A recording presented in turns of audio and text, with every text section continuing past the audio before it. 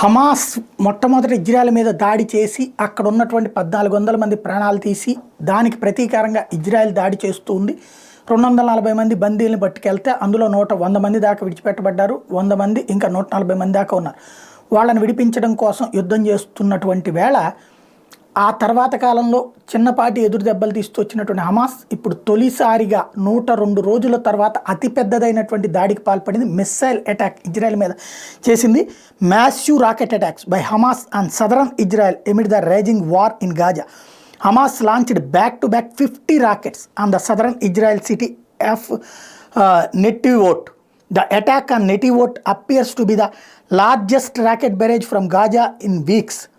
Footage from the Netivot area shows a rocket narrowly missing a group of people working in an open area near the southern city of Netivot.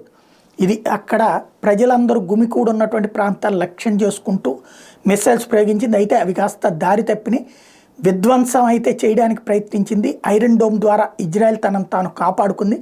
కానీ 50 missiles ఒక్కరోజు attack చేయడం ద్వారా 50 మిసైల్స్తో పెను సంచలనం సృష్టించింది. Hamas తమ దగ్గర సత్తా తగ్గలేదని నిరూపించింది.